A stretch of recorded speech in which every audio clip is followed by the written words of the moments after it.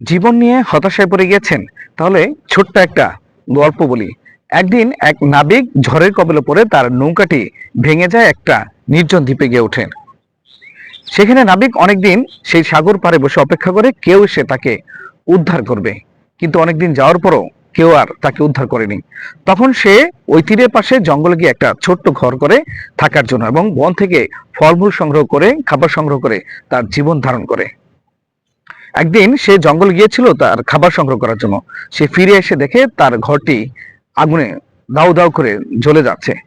তখন সে সৃষ্টিকর্তাকে দোষ দিল, বলল যে সৃষ্টিকর্তা, তুমি আমাকে এখানে নির্জন দ্বীপে এনে ফেললে, ছোট্ট একটা জায়গা থাকার ছিল, সেটাকে তুমি পুড়িয়ে দিলে।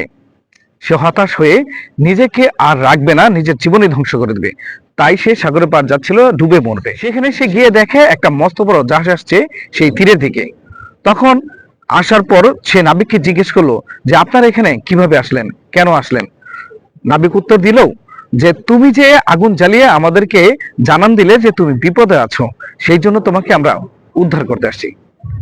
তখন সেই লোকটি তার ভুল বুঝতে পারলো এবং উপরে তাকিয়ে সৃষ্টিকর্তাকে বলল, সৃষ্টিকর্তা, তুমি আমাকে এইভাবে উদ্ধার করলে, আমি জানতাম না।